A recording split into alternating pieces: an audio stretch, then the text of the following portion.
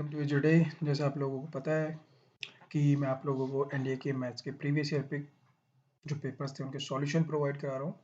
Okay guys, सो जैसे आप लोगों को पता है, अगर आप लोग इस चैनल से जुड़े हुए हैं, अगर आप नई नहीं है तो इससे पहले मैंने आपको 2019 का जो पहला वाला ओके 2019 का जो पहला वाला पेपर था उसका सॉल्यूशन दिया था, और 2009 का जो पहला वाला पेपर था वो सॉल्यूशन दिया था। तो गाइस, अगर आप लोग मेरे से पहले जुड़े हैं तो आपको पता होगा कि मैं आपको बेसिकली पेपर सॉल्यूशन सिर्फ बुक से रिलेटेड, जैसे बुक की सॉल्यूशन होते हैं वो नहीं करवाता हूँ। मैं आपको सोचना सिखाता हूँ कि पेपर में आपको किस तरह से सोचना है ना। हम बेसिकली जो हमारी अप्रोच रहती है वो ट्रेडिशनली से हट कर रहती है कि हमें क्या सोचना है, कैसे सोचना है ना। मैं जो क्वेश्चन रहेगा, क्वेश्चन में से ही चीज़ें निकाल निकाल के आपको बताऊंगा कि हम किस तरह से अपने हिसाब से क्वेश्चनों को क्या कर सकते हैं, मैनिपुलेट कर सकते हैं, और उसको फिर क्या कर सकते हैं, खुद सॉल्व कर सकते हैं। अपने हिसाब से डिज़ाइन करो क्वेश्चन को जो दिया गया है, और फिर उसको सॉल्व करो। ओके, तो अगर आपने पहले वीडियो देखी है तो डेफिनेटली आपको ये वाली वीडियो भी बहुत पसंद आएगी। तो स्टार्ट करते हैं। स्टार्ट करने से पहले गाइस, सबसे पहले अगर आप लोग मेरे साथ नहीं जुड़े हुए तो आप लोग मुझे इंस्टाग्राम पे फॉलो कर सकते हैं। आप लिख सकते हैं लोन वुल्फ _68_, ठीक है। अगर आप इंस्टाग्राम में, या फिर आप मुझे व्हाट्सएप में क्या कर सकते हैं, मैसेज कर सकते हैं। अगर कोई भी क्वेरी है 9045844523। ओके, तो आप लोग मुझे क्या करें, व्हाट्सएप पे मैसेज कर दियो या फिर इंस्टाग्राम में फॉलो कर दिए। टेलीग्राम में गाइज, टेलीग्राम में मैंने जो अपना हमारा एनडीए प्रिपरेशन का जो चैनल था उस पर कॉपीराइट लग गया है, क्योंकि उसमें किसी ने पेड पीडीएफ्स जो होती हैं, जैसे आर डी शर्मा या फिर आर एस अग्रवाल इनकी, या पाथ फाइंडर, शायद कोई पीडीएफ जो थी वो उस ग्रुप में डाल दी गई थी, जिस वजह से क्या हुआ, कॉपीराइट लग गया। ठीक है ना। तो आप लोग मुझे इंस्टाग्राम पे फॉलो कर सकते हैं और आप मुझे व्हाट्सएप मैसेज कर सकते हैं, ठीक है ना। और जो पुरानी वीडियोस थी मेरी, उसमें आप लोगों ने जो प्यार दिया मुझे, उसके लिए बहुत बहुत शुक्रिया। और हम इस वीडियो में जो मैं आप लोगों का वही प्यार है फिर से कंटिन्यू कर रहा हूँ, क्योंकि मुझे उस समय लगा था कि वीडियो में कोई रिस्पॉन्स नहीं आ रहा है, लेकिन धीरे धीरे करके मुझे पता चला कि लोगों को बहुत ज़्यादा प्यार आ रहा है। तो उसी प्यार को देखते हुए मैं दोबारा से आप लोगों को लिए कंटिन्यू करता हूँ, और मैं आपके लिए बेहतर से बेहतर सॉल्यूशन लेके आऊँगा, ठीक है ना, ताकि आप इन चीज़ों को समझो। तो आप देख पा रहे होंगे, तो स्टार्ट करते हैं। ठीक है, पहला क्वेश्चन है 2019 का मैथ्स का। इसमें बोला गया है कि आपको पैरेंथेसिस दी गई है, ठीक है, ये पैरेंथेसिस है। ओके, तो यहाँ पे इसने पैरेंथेसिस के अंदर क्या दिए गए, ऑड नंबर में आपको ब्रैकेट दिए गए हैं, और इसमें लिखा है 1 से 3 तक पी टर्म तक, और यहाँ से लिखा है क्यू टर्म तक, ठीक है। और यहाँ पे लिखा हुआ है 1 + 3 + up to so on to r terms, okay, where each set of the parentheses contain the sum of the consecutive of integer as the shown कि sum of the odd consecutive integers है, ठीक है, लगातार consecutive integer है। what is the smallest possible value of p plus q plus r where p is greater than। अब देखो guys, अगर मैं चाहूँ तो दो वे है मेरे पास। एक तो ट्रेडिशनल मेथड है, वो भी सिखा दूंगा आपको, लेकिन आप लोगों ने अगर मेरी वीडियो देखी है तो आपको पता है कि मैं ट्रेडिशनल नहीं जाता हूँ, मैं बस यहाँ पे दिमाग लड़ाऊंगा कि क्या है, ठीक है ना। तो देखो दोस्तों, इसने बोला है आपको पता है कि ये क्या है। अब मेरे सोचने का तरीका देखो, मैं कैसे आपको सिखाता हूँ, आप भी इसी तरीके से कोशिश करना सोचने की, ठीक है ना। ये धीरे धीरे आपको, जब आप बहुत अच्छे से प्रैक्टिस, बहुत अच्छी मेहनत करोगे तब आपको समझ आएगा। देखो यहाँ पे क्या, यहाँ पे क्या लिखा हुआ है, 1 3 5 और अप टू सो ऑन, और ये क्या है, ऑड नंबर है, ठीक है, ऑड कॉन्जिक्यूटिव इंटीजर्स है। तो मतलब p भी कोई ऑड नंबर होगा। अब p ऑड नंबर, और यहाँ पे आपको बोला है स्मॉलेस्ट स्मॉलेस्ट पॉसिबल वैल्यू। तो p plus q plus r की स्मॉलेस्ट वैल्यू कब आएगी, बताओ, सोचो, आप खुद दिमाग में सोचो, ठीक है। ये p q नेगेटिव तो हो नहीं सकते, ये बढ़ते हुए प्रोग्रेसिव टर्म्स है। तो ये स्मॉलेस्ट कब होगा, इन तीनों का सम स्मॉलेस्ट कब होगा, जब p स्मॉलेस्ट होगा, q स्मॉलेस्ट होगा, है ना। और r अपनी स्मॉलेस्ट वैल्यू लेगा, तभी जाके इन तीनों का सम जो होगा वो सबसे ज्यादा स्मॉलेस्ट होगा, है ना। p की जो स्मॉलेस्ट वैल्यू होगी उसको रखो, q की स्मॉलेस्ट वैल्यू रखी होगी उसको रखो, और r की जो स्मॉलेस्ट वैल्यू होगी उसको रखो, तब जाके इन तीनों का सम ही आपका स्मॉलेस्ट होगा। आपको ये बात समझ आ गई, ठीक है। तो यहाँ पे इसने बोला कि जो p है अभी वो 6 से ग्रेटर है। अब आपके हाथ में यहाँ पे क्या हो गया, फ्री हैंड हो गए। फ्री हैंड हो गए मतलब आप अपने हिसाब से डिसाइड कर सकते हो कि अब p की वैल्यू क्या होगी।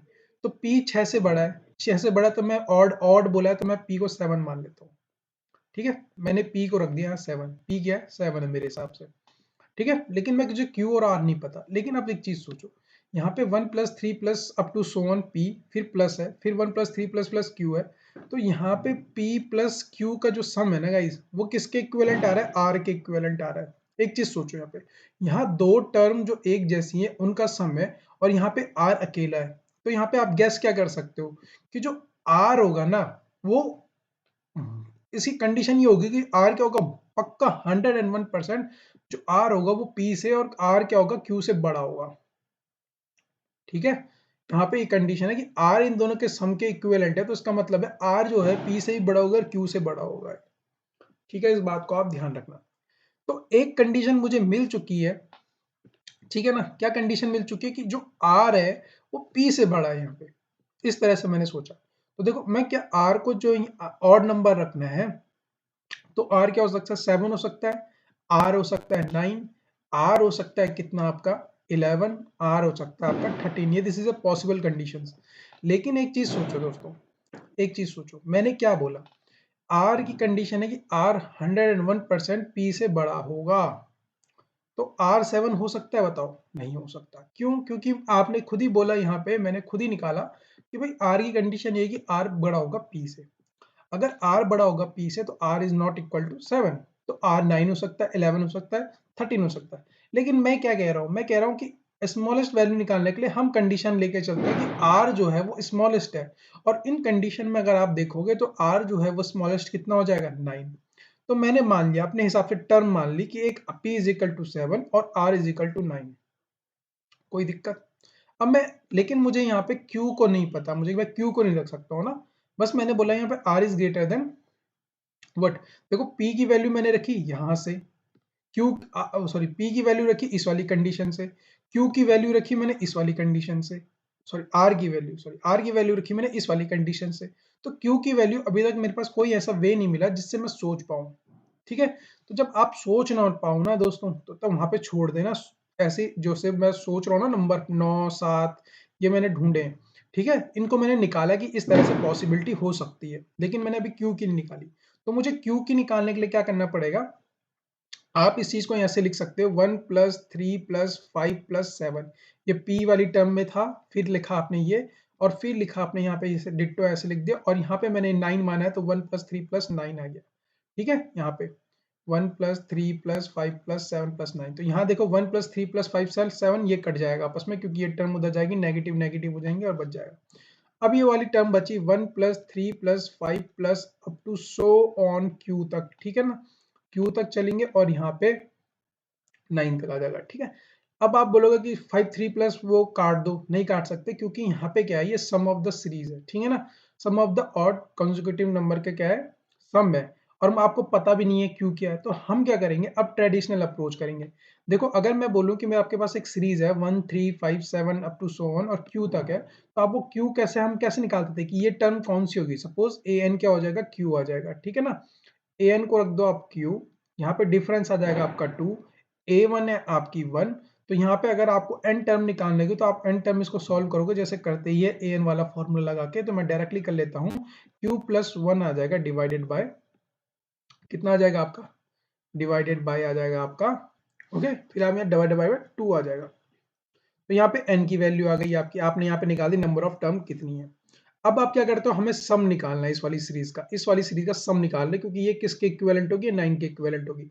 तो जब हम Sn निकालेंगे तो आप बोलोगे Sn कितने, नंबर ऑफ ये हो जाएगा q प्लस 1, जितनी नंबर ऑफ टर्म होती है उसका डिवाइडेड बाई 2, इनटू करोगे, यही करोगे पहली वाली टर्म प्लस लास्ट वाली टर्म, तो यहाँ पे भी q प्लस 1 आ जाएगा, ओके गाइस।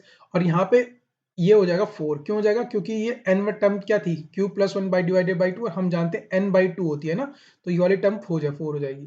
तो यहाँ पे वाली टर्म को मैं, अब ये जो मैंने ये लिखा है ना, ये मिटा रहा हूँ मैं, ताकि आप लोग के लिए जरा जगह बन सके, ठीक है ना, मैं इस चीज को हटा रहा हूँ जो मैंने आपको समझाया है। तो होप सो आपको यहाँ पे तक बातें समझ आ गई होंगी, ठीक है ना। अब देखो यहाँ पे क्या आ जाएगा कि q1 का होल स्क्वायर डिवाइडेड बाय जो 4 है वो इक्विवेलेंट है 9 के, तो यहाँ पे से q प्लस 1 की जो वैल्यू निकलेगी वो निकलेगी आपकी 3 इंटू 2 दैट इज 6, और q की वैल्यू आ जाएगी 5। तो मतलब आपका q क्या, ये भी एक ऑड इंटीजर आया। तो ठीक है ना, यहाँ पे कंफ्यूज मत हो जाना कि यहाँ पे 3 5 प्लस 7 है तो मतलब q बहुत ज्यादा बड़ा नंबर होगा, ये कंफ्यूज करने के लिए वो बोल रहा है कि इस तरह से है, ठीक है ना। ठीक है, ये इस तरह से, तो आपको कंफ्यूज नहीं होता। q की वैल्यू आ गई 5, तो हमसे पूछा था p plus q plus r की मिनिमम वैल्यू कितनी है, r की मिनिमम वैल्यू कितनी है। तो आप लोग, हमने इसकी 7 रखी थी, इसकी 5 आई, इसकी 9 आई, तो इसको जोड़ोगे तो आपका 21 आंसर आ जाएगा, जो ये आ गया है। ओके, तो ये था मेरे सोचने का तरीका। आपको हार्डली, मुझे लगता है इस क्वेश्चन को करने में अगर आपको लगेगा तो 1-1.5 मिनट लगेगा, है ना, या फिर 2 मिनट ले सकते हो आप, ठीक है, अगर आप दो नए नए बंदे हो, ठीक है ना। ओके गाइज, अब बहुत सारे लोग सोच रहे होंगे कि यहाँ पे q इज इक्वल टू 5 है, ये गलत हो, ठीक है ना। तो मैं इसका तरीका समझा देता हूँ करना कैसे है। देखो, जब मैं आपको पूरा करके नहीं दिखा रहा हूँ, लेकिन आप घर पे बैठ के खुद करना। यहाँ पे से आपने 1 + 3 + 5 इजिकल टू क्या है, QP टर्म है। तो आप जब इसको इसी तरह से सॉल्व करोगे, देखो ऐसे करना है सॉल्व, ठीक है ना, ऐसे सॉल्व करना है, जैसे ये वाली टर्म सॉल्व की हुई है ना मैंने, ये वाली इस तरह से सॉल्व करना है। तो जो आपका आंसर आएगा वो क्या आ जाएगा, p वाली टर्म के लिए p+1 का होल स्क्वायर डिवाइडेड बाय 4। उसी तरह आपने q वाली के लिए सॉल्व किया तो q+1 बाय स्क्वायर बाय 4। ये ट्रेडिशनल अप्रोच बता रहा हूँ आपको। और उसी तरह आप r वाले के लिए सॉल्व करेंगे, तो r वाले के लिए सॉल्व करेंगे तो आप आएगा r+1 का होल स्क्वायर डिवाइडेड बाय 4। ये कट जाएगा आपका, और ये आपकी कौन सी टर्म बन रही है, ये आपकी क्या बन रही है कि अगर मैं बोल देता हूं, देखो ये वाली जो टर्म है ना आपकी, ये आपकी बनती है क्या, ट्रिपलेट। ट्रिपलेट बोल सकते हो या पाइथागोरस थ्योरम बोल सकते हो, ठीक है ना। तो ये सिर्फ एक ही कंडीशन में सॉल्व हो सकती है, जब p की वैल्यू 7 हो, q की वैल्यू आपकी 5 हो, ठीक है ना, और r की वैल्यू आपकी 9 हो। क्यों, क्योंकि जब ये p+7 इजिकल टू 8 का स्क्वायर प्लस 6 का स्क्वायर इजिकल टू 10 का स्क्वायर, और कोई भी कंडीशन पॉसिबल नहीं है, ठीक है ना। यहाँ पे आप जाके सोच सकते हो फॉर द ऑड कंसेक्यूटिव, ठीक है ना। हो गया p7 5 7 के लिए 9 के लिए, तो यहाँ पे इसलिए p की वैल्यू 7, q की वैल्यू, इस तरह से सॉल्व करोगे तो लास्ट में आपको फिर से सोचना पड़ेगा, यहाँ पे आप क्या फंस जाओगे, और फिर यहाँ पे आपको फिर से अजम्पशन ही करना पड़ेगा। ओके, तो ये आपका ट्रेडिशनल तरीका, बाकी मेरे सोचने का तरीका मैंने आपको बता दिया। आगे चलते हैं नेक्स्ट क्वेश्चन की तरफ। ये भी थोड़ा सा अच्छे अच्छे क्वेश्चन थे 2019 में। थोड़ा सा जो शुरू के क्वेश्चन है वो थोड़े सोचने वाले हैं, बाकी धीरे धीरे बाद में थोड़े कम है, ठीक है ना। तो देखो यहाँ पे ए जो सेट है वो कह रहा है कि जो ए है वो 9 तक है नेचुरल नंबर, तो मतलब ए की वैल्यू है 1 2 3 4 5 6 7 8 और 9। वहीं बी क्या है, बी की वैल्यू है ए बी सी, ठीक है। बी की वैल्यू कितनी है, ए बी सी है। फिर यहाँ पे बोला है कि जो बी है वो सबसेट है ऑफ ए है का। बी क्या है आपका, सबसेट है ए का। Okay fine, B subset of A. और यहाँ पे बोला है कि जो बी के एलिमेंट है, बी के एलिमेंट कौन से हैं, बी के एलिमेंट है आपके ए बी सी, ठीक है। ये बोल रहा है कि जो बी के एलिमेंट है उनका सम a प्लस बी प्लस सी, वो क्या है आपके दोस्तों, आपके जो बी के हैं, बी के एलिमेंट है वो क्या, मल्टीपल ऑफ 3। तो मतलब इन तीनों का सम जो है वो कितना आ रहा है, 3 6 9 12 15 18 21 24 27 और 30, ठीक है। तो कह रहे हैं कि अगर B is a subset of A, मतलब जो ए बी सी की वैल्यू होगी ना गाइस, वो इन्हीं इन्हीं नंबरों में से कोई हो सकता है, क्योंकि B क्या है, सबसेट है ना। ये A हो गया आपका और ये B हो गया, तो B क्या है, इन्हीं नंबरों में से कोई नंबर हो सकते हैं, या तो 8 9 हो सकते हैं, या 1 2 3 हो सकते हैं, या कुछ भी हो सकते हैं, हम नहीं जानते। बट उन तीनों नंबरों का आप सम करोगे तो वो मल्टीपल ऑफ 3 हो जाएंगे। ये कंडीशन उसने हमको गिवन की है कि अगर आप उन तीनों का सम करेंगे जो B के एलिमेंट हैं तो वो मल्टीपल ऑफ 3 होने चाहिए। तो हमें क्या पता चला कि इन तीनों का सम या तो 3 हो सकता है, 9 हो सकता है, 12 हो सकता है, 15 हो सकता है, 20 18 21 24 27 और 30 हो सकता है। आपसे पूछा largest possible value number of the subset. तो देखो गाइस, जब भी आपको कभी पॉसिबल वैल्यू आना शुरू हो जाए ना, जब भी आप पॉसिबल पढ़ो कहीं क्वेश्चन में, तो समझ जाना वो थोड़ा सा क्वेश्चन लंबा होने वाला है, क्योंकि वो आपसे क्या पूछ रहा है ना। देखो पीछे वाले क्वेश्चन में भी पॉसिबल मिला, और इस वाले क्वेश्चन में भी आपका पॉसिबल मिला। तो जब भी पॉसिबल मिले तो आपका थोड़ा टाइम कंज्यूम होने वाला है, तो मैं सजेस्ट करूंगा जब भी आप पॉसिबल पढ़ो तो उस मोमेंट के लिए वो क्वेश्चन छोड़ दो, और जब आप दूसरी बार पेपर सॉल्व कर रहे हो, मतलब दूसरी बार आगे से पीछे कर रहे हो, तब जाके इस क्वेश्चन को अटेम्प्ट करें। ओके, तो चलो इस क्वेश्चन को देखते हैं। तो देखो गाइज, अगर ए बी जो बी है सबसेट है ए बी सी, ठीक है ना, और इसकी वैल्यू यही हो सकती है, तो मैं कहता हूँ कि चलो सपोज मान लेते हैं कि ए बी सी जो है ये मैक्सिमम वैल्यू ले लेते हैं, है ना, 7 8 9। तो अगर ये 7 8 9 होता है ना, तो अगर मैं कहता बी का जो सेट है वो 7 8 9 वैल्यू लेता, तो इसका जो बड़ा सबसे बड़ा सम होता 8 9 17 और 17 8 7 15 15 9 24। तो मतलब जो मैक्सिमम वैल्यू होती है गाइज वो कितनी होती 24।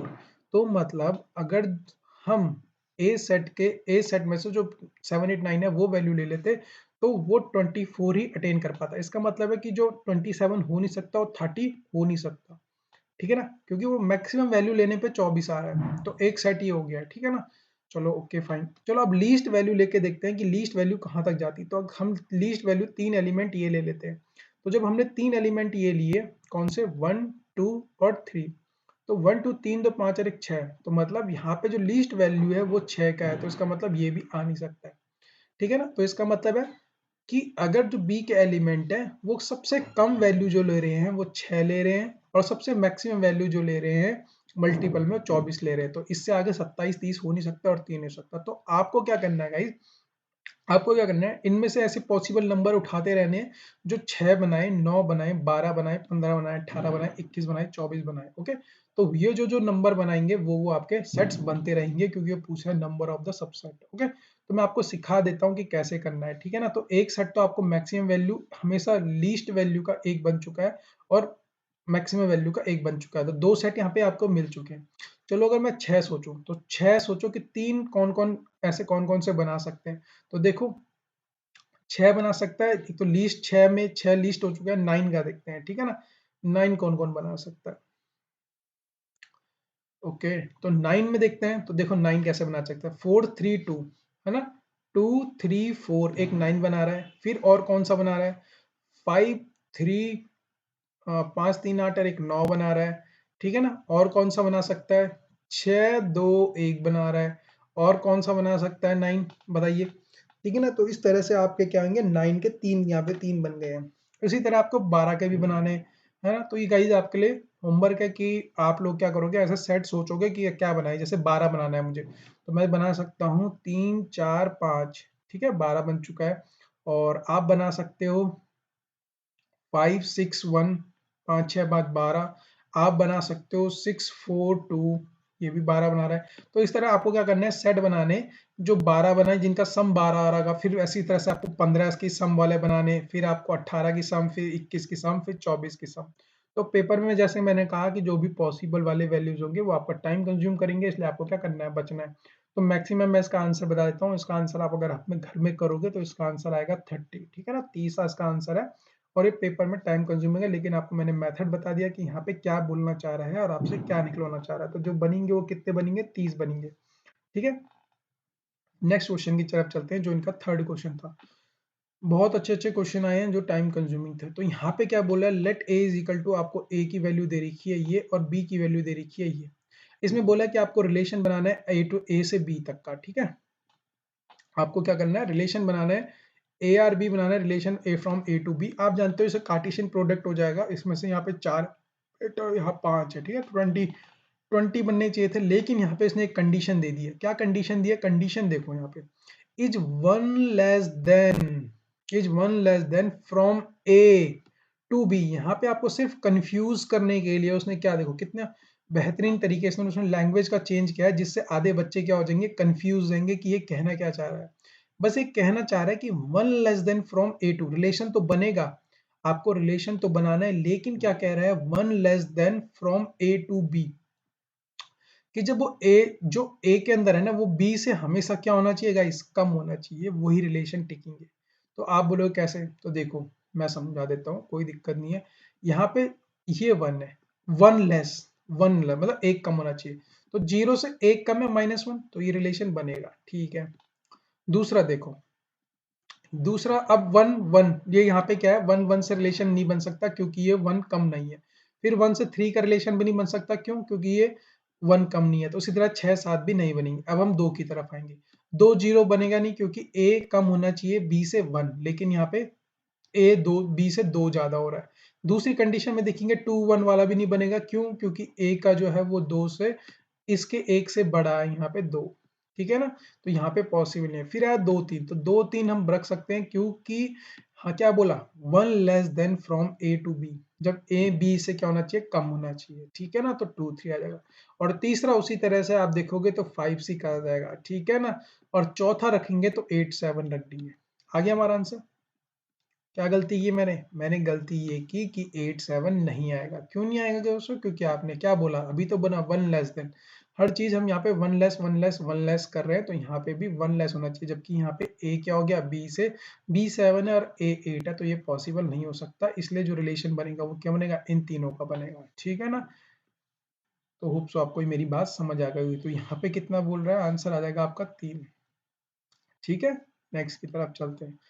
यहाँ पे बोल रहा है कि आपकी क्या बननी चाहिए? मैपिंग बननी चाहिए फ्रॉम आर टू आर। देखो real number two real number बोल रहा है और cos x फंक्शन आपका cos x है। तो देखो सबसे पहले भाई देखो, अगर मैं ऑन टू बोलता हूँ ना, मैं आपको एक चीज सिखा देता हूँ। ऑन टू की कंडीशन क्या होती है? ऑन टू की कंडीशन ये होती है कि range is always equal to the codomain. Codomain के इक्विवेलेंट होना चाहिए। जो रेंज होगी वो कोडोमेन के इक्विवेलेंट होगी, तभी जाके आप कह सकते हो कि वो ऑन टू है, ठीक है ना? अब आपने देखो फंक्शन को बोला कि real number two real number है, ये आपका डोमेन हो गया और ये आपका क्या हो गया? कोडोमेन हो गया। तो कोडोमेन रियल नंबर आप जानते हो, लेकिन अगर आप cos x की रेंज देखोगे, है ना? cos x की रेंज जो होती है वो कहाँ से होती है? -1 टू +1 तक रहती है। तो अगर -1 से लेकर +1 की रहेगी, लेकिन यहाँ पे भी ऊपर नंबर छूट जाएंगे और यहाँ भी नंबर छूट जाएंगे, जिससे आप ये कहोगे कि जो रेंज है is not equal to the codomain, क्योंकि cos x की जो रेंज है वो -1 से 1 तक है, लेकिन आपका जो कोडोमेन है वो रियल नंबर है ना? कोडोमेन आपका रियल नंबर है और आपकी जो रेंज है वो -1 से है, इसका मतलब ये ऑन टू नहीं हो सकता। तो जहां जहां ऑन टू दिख रहा है वो काट दो आप। ऑन टू तो हो ही नहीं सकता है, ठीक है ना? तो ये ऑन टू हो ही नहीं सकता है। अब बचा आपका पहला वाला और आपका ऑप्शन डी। तो अगर आप देखोगे गाइज कि यहाँ पे अगर आपने ग्राफ देखा है कभी, है ना?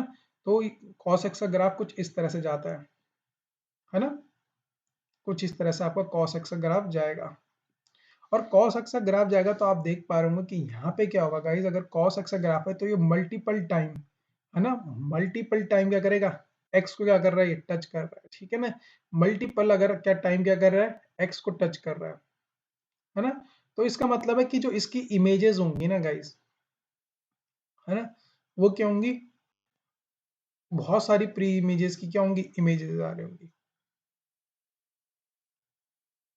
ठीक है? तो ये कभी भी 1 1 भी नहीं हो सकता है, क्योंकि देखो ना यहाँ पे इसकी -1 और 1, बहुत सारी प्री इमेजेस की -1 आ रही होगी, दूसरी इमेज की भी -1 आ रही होगी, तीसरी इमेज की 1, चौथी इमेज की 1। तो इस तरह से क्या हो रहा है यहाँ पे?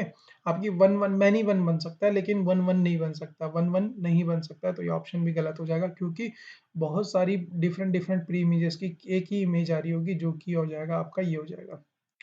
होप सो मेरी बातें समझ आ रही होंगी। और यहाँ पे ये 1 1 भी नहीं हो सकता है, तो 1 1 भी नहीं होगा, तो इसका मतलब क्या हो जाएगा? ऑप्शन डी ही आपका करेक्ट हो जाएगा। होप सो आपको मेरी बात समझ आ रही होगी। ओके, अब न चलते हैं नेक्स्ट क्वेश्चन की तरफ, ठीक है ना? यहाँ पे बोला है alpha is a complex number. आपको बोला कि अल्फा एक कॉम्प्लेक्स नंबर है, तो देखो जब कभी कॉम्प्लेक्स होती है तो आपको दो बातें मेरी भी याद रखनी है। क्यूब रूट ऑफ यूनिटी का बहुत जगह यूज होगा, कहीं पे भी आप रैंडमली बहुत ज्यादा। अभी आज ही मैं 2021 का जो एनडी का पेपर हुआ है आज का, ठीक है ना, 14 नवंबर को, वो देख रहा था, तो उसमें इसी का यूज हुआ था। और मैं आपको सिखाता हूँ, अगर आप लोग देखे आए हो तो आप समझ जाओगे। तो दो बातें याद रखनी है कि omega plus omega square plus 1 is equal to होता है आपका 0, ठीक है? और दूसरा होता है omega cube is equal to 1। तो इसने बोला है देखो, ये दो बातें आपको याद रखनी है क्यूब रूट ऑफ यूनिटी में। Alpha is a complex number such that alpha square plus, तो मैं मान के चलता हूँ कि alpha is equal to omega. मैंने यहाँ पे alpha is equal to omega बोला है और कुछ नहीं किया मैंने। अब यहाँ पे पूछा कि ओमेगा 31 की वैल्यू क्या है, तो ये हो जाएगा omega square plus one is equal to 0 बोला है। तो आप जानते हो कि यहाँ पे अगर इसने omega square plus omega is equal to 0 हो चुका है, तो यहाँ पे आप जानते हो कि ओमेगा क्यूब की वैल्यू 1 हो जाएगी, है ना? इस वाली कंडीशन से आपको मतलब ओमेगा क्यूब की वैल्यू 1 हो जाएगी। अगर ओमेगा क्यूब की वैल्यू 1 हो जाएगी तो आपसे अल्फा 31 की वैल्यू पूछ रहा है, तो आप बोल सकते हो ओमेगा 31 और ओमेगा 31 को आप लिख सकते हो ओमेगा 3 इंटू 10 इंटू 1, ये हो जाएगा 1 की power 10 into omega, this is omega. और ओमेगा को क्या मांगा था आपने, अल्फा, यहाँ पे शुरू में अल्फा माना था ना, तो आंसर क्या हो जाएगा, अल्फा। तो फिफ्थ का ए हो जाएगा, आपको ज्यादा कुछ सोचने की जरूरत ही नहीं थी, कंफ्यूजन होने की जरूरत ही नहीं थी, ठीक है ना। नेक्स्ट क्वेश्चन की तरफ चलते हैं। तो गाइज यहाँ पे दे रखा है x square plus y square plus z square are in AP, और आपसे पूछा है कि y plus z plus x y. तो देखो गाइज, अगर आप इसको करने बैठे ना तो आधे लोग कंफ्यूज हो जाएंगे कि है क्या। तो मैं आपको समझा देता हूँ, कुछ नहीं करना है आपको। स्क्वायर में ऐसे नंबर सोचो जो क्या होंगे, एपी में होंगे। तो आप सबसे पहले ना, यहाँ पे इसने स्क्वायर दिया तो आप स्क्वायर नंबर लिख लो, ठीक है ना। 1 4 9 16 25 है ना, और 6 का 36 हो गया, 7 का 49, 8 का 64, 9 का 81 और 100 का 10 का 100। तो जल्दी जल्दी साहब एक नज़र में देखो कि किसके बीच में गैप सटीक बैठ रहा है कि जिससे वो एपी में आपको दिखने लगे। तो मैं, अगर आप अपने क्या बोलते हैं, वैसे अगर आप लोग एक नज़र में देखो थोड़ी देर और नहीं पहचान पा रहे हो तो मैं आपको बताता हूँ, याद रखना कभी भी जो स्क्वायर रहते हैं ना, वो स्क्वायर में आपको ये नंबर है, इनके बीच में 24 का गैप है, फिर 25 से 49 का 24 का गैप है, ठीक है ना। तो आप ये अपनी कॉपी में लिख भी सकते हो कि स्क्वायर जो है वो एपी जो होंगे वो कौन से होंगे, 125 49। अगर आप मेरे से पढ़ रहे होते हो, ठीक है ना, मैं तो आपको पता चलेगा कि मैं आपको बहुत सारी चीजें ऐसे लिखाऊंगा जो आपके एग्जाम के पर्पज से बहुत ज्यादा इंपॉर्टेंट है, और आप एकदम से यही चीजें सोच सोच के पेपर को इजीली तरीके से कर दोगे। तो ये हो जाएगा 125 49, तो यहाँ पे 24 का गैप है, 24 का गैप है, तो इसका मतलब है आपको पता चल चुका है वो नंबर क्या है। तो मैंने माना एक ये है, 25 है और 49 है। लेकिन यहाँ पे इसका स्क्वायर में, ये तो मैंने, ये स्क्वायर है ना, ये एपी में है लेकिन ये स्क्वायर में है। तो इसी नंबर का मैं लिख लेता हूँ कि नंबर क्या रहा होगा, ये 1 रहा होगा, ये नंबर 5 रहा होगा, ये 7 रहा होगा। इसका मतलब है एक्स की वैल्यू ये है, वाई की वैल्यू ये है और जेड की वैल्यू ये, और ये वाली जो वैल्यू है ये एक्स स्क्वायर, वाई स्क्वायर और जेड की स्क्वायर के जो आपके क्या आपके एपी में। तो आपको एक्स वाई जेड की वैल्यू पता चल चुकी है, तो यहाँ पे आप रख दीजिए वैल्यू, तो ये आ जाएगा 5 7 12, और जेड और एक्स की वैल्यू आ गई आपकी 7 और 1 8, और इनकी वैल्यू आ गई 6। तो वो पूछ रहा है कि ये केस में होंगे, तो देखो एपी में तो हो नहीं सकते क्योंकि यहाँ 4 का गैप है, यहाँ 2 का गैप है, this is not in AP. अगर आप जीपी में देखेंगे, जीपी में भी हो नहीं सकेगा क्योंकि आपको जानते हो कि 8/12 दैट इज 4 टू 8 4 12, फिर आप करोगे 6/8 जो कि 3/4 हो जाएगा, 3/4, this is not in GP. GP में नहीं है, एचपी। अब सिर्फ आप जानते हो कि एचपी का हमें चेक करना पड़ेगा, है ना, एचपी का चेक करना पड़ेगा।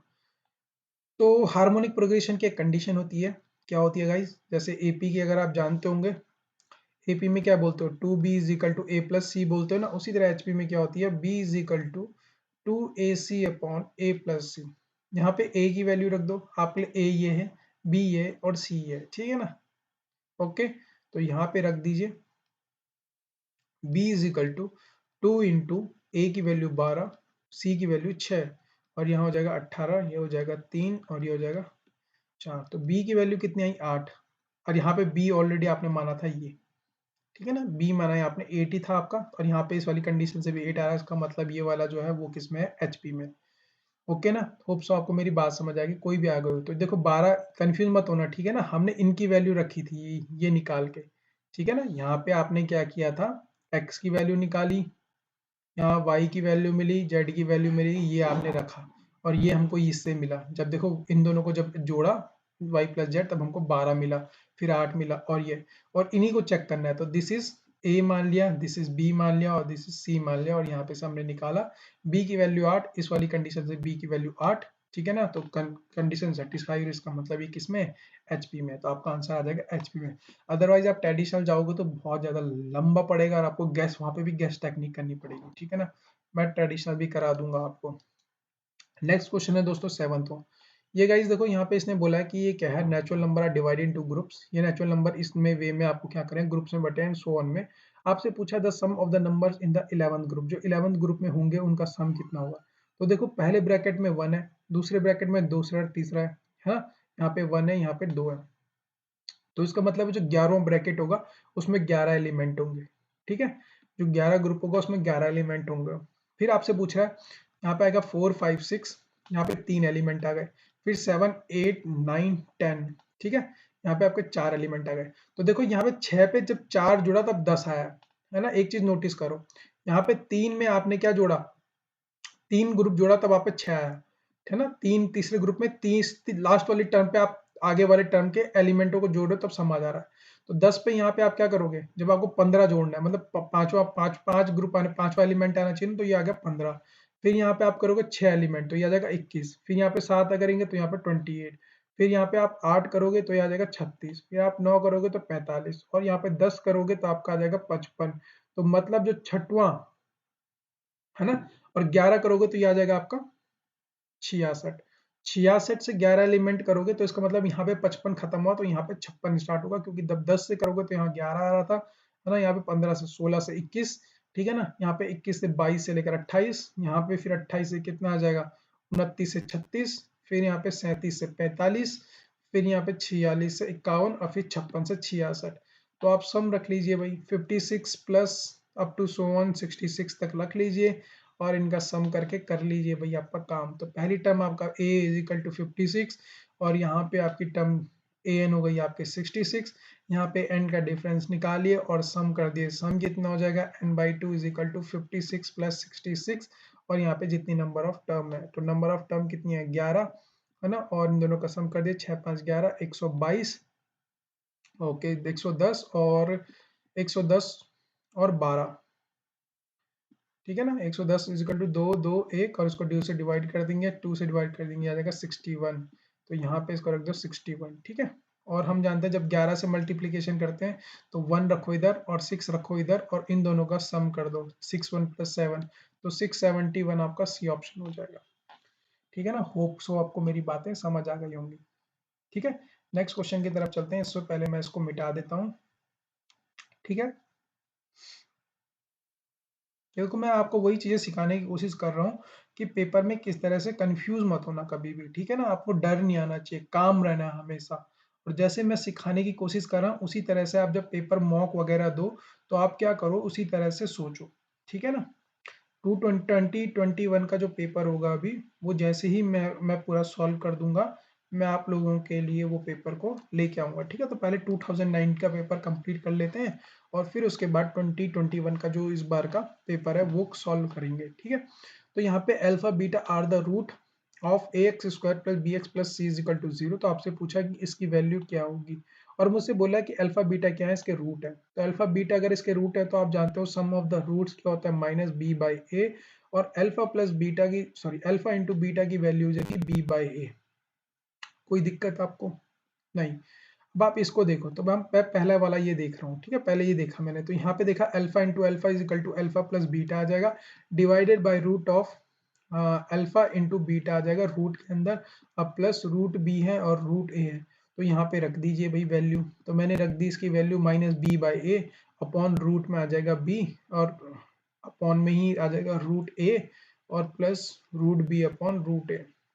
तो देखो यहाँ पे ये a नीचे आ जाएगा, रेट रूट आ जाएगा, ये b से b जाएगा, जो मैं बता देता हूँ। जो बचेगा वो बचेगा, ये बचेगा आपका और ये बचेगा आपका।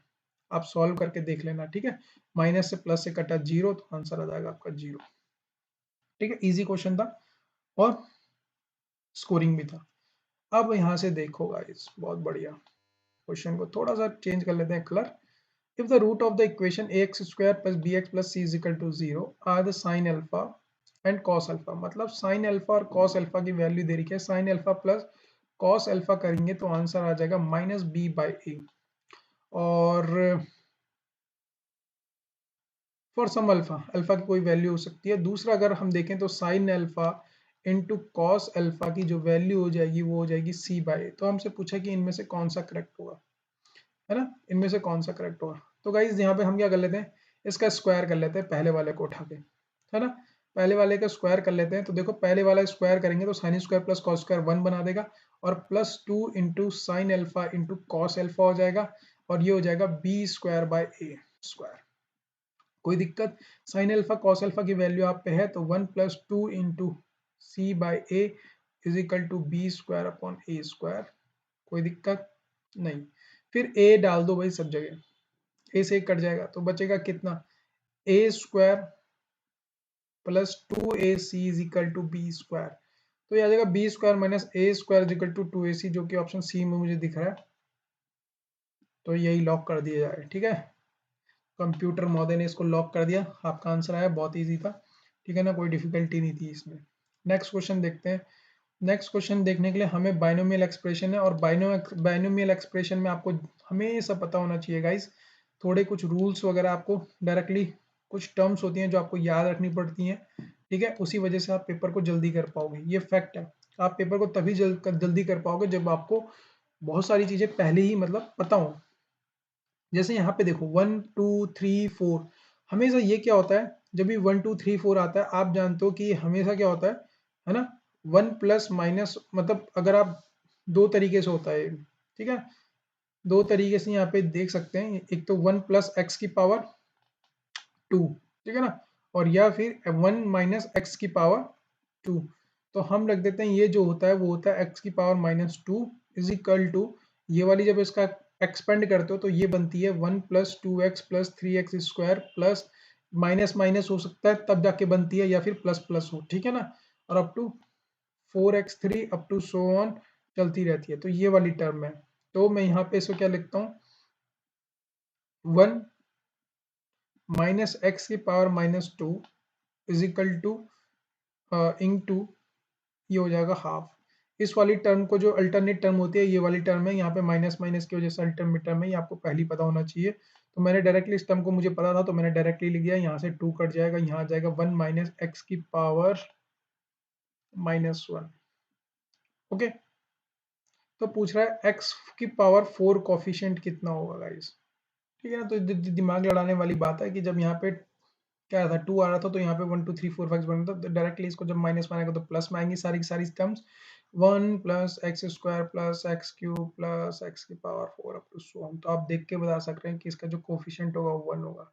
लेकिन आपको दो बातें याद रखनी है, मैं आपको दिखा देता हूँ कि अगर 1, ठीक है, 1 प्लस एक्स की पावर माइनस 2 होती तब क्या होता, तब आपको बताना है। तो यहाँ पे क्या हो जाएंगे, साइन क्या हो जाता है, क्योंकि यहाँ पे प्लस माइनस है तो अल्टरनेट साइन, पहला वाला क्या रहेगा, पॉजिटिव रहेगा, तो दूसरा नेगेटिव रहेगा, तीसरा क्या रहेगा, पॉजिटिव रहेगा, है ना, चौथा क्या रहेगा, नेगेटिव रहेगा।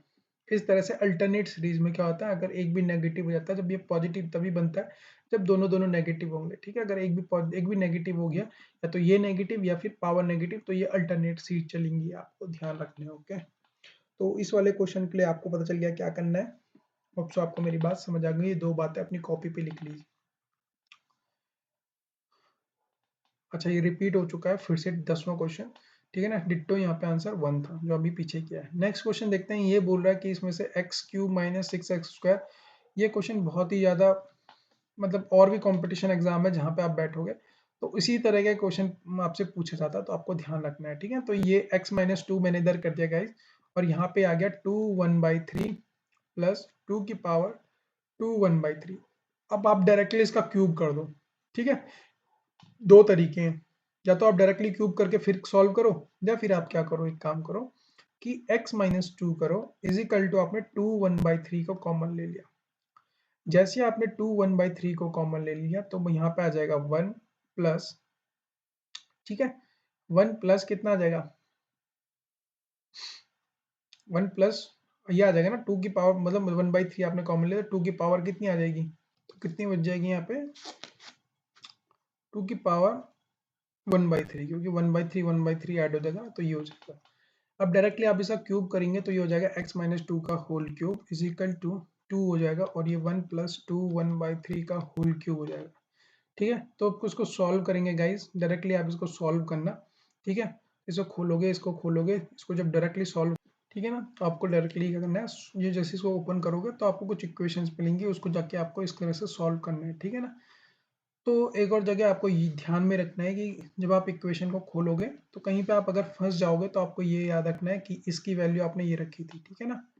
तो कहीं पे अगर आपको 2 1/3 और 2 इज इक्वल टू ऐसे कुछ मिल जाएगा कॉमन लेने के लिए, तो आप उसको इसके इक्विवेलेंट रख देना x माइनस 2 के, और फिर जाके डायरेक्टली सॉल्व करना, तो आंसर इसका 2 आएगा, ठीक है ना। आप इस इक्वेशन को सॉल्व करना, अगर आपको कोई डिफिकल्टी होगी तो लेट मी नो, मैं आपको इक्वेशन सॉल्व करके दूंगा, क्योंकि मेरे पे टाइम थोड़ा लिमिटेड है, इसलिए मैं छोटी चीज़ों को आपको दे रहा हूँ।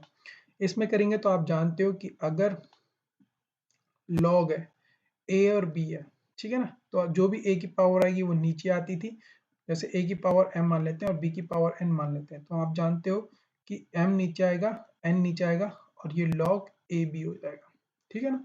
इस तरह तो यहाँ पे लिखते हैं, तो यहाँ पे देखो 3 का पावर 3 और 3 की पावर 2, तो 2/3 आ जाएगा और log 3 हो जाएगा, ठीक है। फिर यहाँ पे आपने बोला कि 64 की 4 की पावर 3 और 4 की power 2 is equal to log 4 divided by log की पावर 2 और 2 की पावर 1/2 इज इक्वल टू 1/4 हो जाएगा और log हो जाएगा 2 ठीक है। तो आप जानते हो कि अगर log a होता है तो 1 होता है, this is 1 this is 1 this is 1, काट नहीं रहा हूँ, 1 1 1 है तो कोई वैल्यू हमें कोई लेना नहीं, 3 से 3 कटा, 2 से 2 कटा, बचा 1/4 और 4 ऊपर चले जाएगा तो आंसर आ जाएगा 4, ठीक है। होप सो आपको मेरी बात समझ आ गई होगी। नेक्स्ट क्वेश्चन चलते हैं। तो गाइस ये एक क्वेश्चन की तरह ही है, आपको ध्यान रखना है कि x y are the matrices in order of 2/2, तो मतलब एक्स को वाई कोई भी मैट्रिक्स हो सकती है, आपको हमें नहीं पता, बस यहाँ पे 2x - 3y की वैल्यू हमें ये दे रखी है कि एक मैट्रिक्स है और यहाँ पे 3x + 2y की एक मैट्रिक्स है, ठीक है ना। मैं डायरेक्टली आपको बता देता हूँ हमने क्या करना है। आपसे पूछा है कि y की वैल्यू कितनी है, तो आपको y की वैल्यू के लिए मैं क्या करता हूँ, इसको 3 से मल्टीप्लाई करता हूँ, इसको 2 से मल्टीप्लाई कर देता हूँ, ठीक है ना। तो ये 3 से मल्टीप्लाई होंगे और ये 2 से मल्टीप्लाई होंगे, तो यहाँ से क्या होगा 6x आपस में डिलीट हो जाएंगे और हम माइनस करेंगे, तो ये आ जाएगा -13y आएगा। क्यों? क्योंकि यहाँ पे 2 2 जा 4y बन जाएगा और 3 3 जा 9 बन जाएगा, और हम सब्ट्रैक्ट करेंगे तो ये सब्ट्रैक्ट करके ऊपर चल जाएगा, दैट इज 13y। और यहाँ पे जो ये पहली वाली मैट्रिक्स है इसको 3 से मल्टीप्लाई किया है हमने, और दूसरी वाली मैट्रिक्स को, इस वाली मैट्रिक्स को हमने -2 से करके रख दिया है, ठीक है ना। जो अब जो मैट्रिक्स आएगी, आप जब इसे मल्टीप्लाई करके माइनस करोगे, जो मैट्रिक्स आएगी हम उसको क्या करेंगे -1/13 से डिवाइड कर देंगे, ठीक है ना। इन दोनों से जो मैट्रिक्स बन के आएगी उसको 13 से डिवाइड कर देंगे और आंसर हमारा आ जाएगा, ठीक है ना। मैं डायरेक्टली मैंने सॉल्व किया, मैं आपको आंसर बताता हूँ, इसका आंसर सी है, ठीक है। क्योंकि इसमें से ज़्यादा टाइम लग जाएगा अगर मैं पूरा आपको डिटेल में समझाऊंगा कि क्या क्या मैट्रिक्स सॉल्व करके आ रही हैं, तो टाइम बहुत ज़्यादा लग जाएगा, इसलिए मैं आपको जल्दी से बता देता हूँ कि 1/13 से डिवाइड करेंगे, इसका आंसर सी है। अगर कोई भी डिफिकल्टी है तो आप कमेंट बॉक्स में कमेंट कर देना, मैं आपको बता दूंगा, ठीक है ना। तरीका मैंने आपको बता दिया है कि कैसे करना है, बाकी आप इसमें बैठ के करेंगे। नेक्स्ट क्वेश्चन देखो, यहाँ पे अब फिर से मैं आपको सोचना सिखाता हूँ कि किस तरह से सोचना है। देखो जहाँ पे सोच सकेंगे वहाँ सोचेंगे, और जहाँ नहीं सोच सकेंगे अब वहाँ पे हम सॉल्व करेंगे। तो इसने बोला है कि यहाँ पे क्या है, a b c are the non zero real number है, तो मतलब जीरो नहीं रख सकते हो, बाकी आप रियल नंबर है कि ए बी सी किसको बिलोंग कर रहे हैं, रियल नंबर को बिलोंग कर रहे हैं, तो आपको कोई टेंशन ही नहीं है, जैसे हम पिछली बार करते थे वैसे ही करेंगे, ठीक है ना। तो यहाँ पे देखो गाइस, एक चीज आपको ध्यान रखना है कि यहाँ पे आप ए बी सी की वैल्यू, तीनों की वैल्यू कभी भी नहीं रखने। अगर आपने मेरी पहले वीडियो देखी हुई है तो मैंने हमेशा कहा है कि अगर आप पे 3 वेरिएबल हैं तो आप सिर्फ 2 वेरिएबल की ही वैल्यू पुट करो और तीसरे की वैल्यू ये क्वेश्चन खुद देगा, और जब ये खुद देगा तो आपका आंसर तभी निकलेगा। तो मैं मान लेता हूँ कि ए की वैल्यू मैंने 1 मानी, बी की वैल्यू मैंने 1 मानी और सी की वैल्यू मैंने अभी तक मानी नहीं, सी की वैल्यू हम सी ही छोड़ देंगे। तो ये हो जाएगा 2 1 1, ठीक है, और 1 2 1, ओके, एंड 1 1 1 प्लस सी और इज इक्वल टू 0। तो आप यहाँ पे सी की वैल्यू निकालेंगे, ठीक है। तो मैं इसको इस फर्स्ट रो के अलाउंग क्या कर रहा हूँ 2, ठीक है, तो ये आ जाएगा 2 + 2c और -1, ठीक है, -1 इज इक्वल टू, इसको मैंने किया तो ये आ जाएगा 1 + c - 1, ठीक है, +1 इज इक्वल टू, यहाँ किया 1 1 1 -2। कोई दिक्कत, यहाँ से ये कटेगा, यहाँ से ये कटेगा, तो ये आ जाएगा आपका 2 + 4c -1 से 1 कटा, -c प्लस -1 आ जाएगा इज इक्वल टू आप 0, ठीक है। ये आ जाएगा 3c और ये आ जाएगा +1, यहाँ जाके -1 हो जाएगा और c की वैल्यू आ जाएगी -1/3। तो अब जाके क्वेश्चन में जो आपने मानी है यहाँ पे रख दो, तो a की वैल्यू रखी तो 1 + 1, ठीक है, और प्लस आ जाएगा, यहाँ पे रखा 1 डिवाइडेड बाय -1/3, दिस इज 2 और ये ऊपर चल जाएगा -3, दिस इज -1, तो आपका आंसर हो जाएगा -1, ठीक है। तो यहाँ पे हमने इस तरह से कर लिया जल्दी से। नेक्स्ट क्वेश्चन की तरफ चलते हैं। ओके ओके गाइज, यहीं तक क्वेश्चन रखते हैं, 15 तक, आगे हम नेक्स्ट वाली वीडियो में करेंगे और उसके बाद देखेंगे। तो देखो क्या बोल रहा है, ए मैट्रिक्स इज सिमेट्रिक। अगर सिमेट्रिक है गाइज तो हम जानते हैं a dash is equal to क्या होगा, a होगा, ठीक है, as well as anti symmetric. Anti symmetric क्या होगा गाइस कि हम क्या करेंगे, एंटी में क्या हो कि हम क्या करेंगे, a dash is equal to minus a के इक्विवेलेंट होगा, ठीक है। Okay fine. तो एक सिमेट्रिक मैट्रिक्स है और एक स्क्यू सिमेट्रिक मैट्रिक्स है, ठीक है, एंटी सिमेट्रिक। तो यहाँ पे बोल रहे हैं a dash is equal to a पहली वाली कंडीशन सिमेट्रिक कंडीशन, दूसरी वाली कंडीशन से हम बोल रहे हैं a is equal to a dash, तो यहाँ पे हम बोल सकते हैं a is equal to minus a, ठीक है, कि जो a है वो a माइनस के इक्विवेलेंट है। और ऐसी एक ही मैट्रिक्स में हो सकता है गाइस जब क्या हो, a मैट्रिक्स नल मैट्रिक्स हो, अदरवाइज ऐसा पॉसिबल ही नहीं है कि क्या हो, एक जो है वो माइनस a के इक्विवेलेंट हो जाए, ठीक है ना। ये तभी पॉसिबल है कि जब भी दोनों a हो, a जीरो हो, तभी पॉसिबल है। अदरवाइज अगर a मैट्रिक्स के अंदर कुछ भी हुआ तो वो नेगेटिव का क्या करेगा, चेंज कर देगा, ऐसा पॉसिबल नहीं है। तो ये आ जाएगा नल मैट्रिक्स, ना ये डायगोनल मैट्रिक्स ना यूनिट मैट्रिक्स हो नहीं सकती, क्योंकि मैंने बोला ना अगर आप कोई भी मैट्रिक्स रखोगे तो वो इक्विवेलेंट नहीं आ सकता क्योंकि because of the negative sign. तो यूनिट मैट्रिक्स हो नहीं सकती है, ट्रायंगल मैट्रिक्स हो नहीं सकती है, डायगोनल मैट्रिक्स हो नहीं सकती है, क्योंकि नेगेटिव साइन बहुत कुछ चेंज कर देगा। तो ओनली द मैट्रिक्स जो फॉलोइंग मैट्रिक्स हो सकती है वो कौन सी मैट्रिक्स होती है, आपकी नल मैट्रिक्स हो सकती है, ठीक है। फिर से अच्छा 16 क्वेश्चन है इसमें भी, फिर symmetric matrix, anti symmetric matrix, singular matrix, non singular matrix पूछा है। तो ये आगे क्वेश्चन हम क्या करेंगे, बाद में करेंगे, क्योंकि वीडियो ज़्यादा लंबी हो जाएगी, ठीक है ना। होप्स आपको मेरी वीडियो पसंद आएगी, और थैंक्स आपने इतना प्यार मुझे दिया, अपना सपोर्ट दिया, थैंक यू सो मच। और मुझसे जुड़े, जरूर जुड़े। आपकी कोई भी क्वेरी है, कोई भी सजेशन है, आप मुझसे कोई बात करना चाहते हो तो आप डायरेक्ट मुझे इंस्टाग्राम पे या फिर व्हाट्सएप पे मुझे मैसेज कर सकते हैं। और जल्दी हम टेलीग्राम चैनल मैं बना लूंगा आप लोगों के लिए, ताकि हम क्वेश्चनों को डिस्कस कर सकें। Okay guys, thank you so much for watching this video. मिलते हैं नेक्स्ट वीडियो में आगे वाले पार्टों के साथ।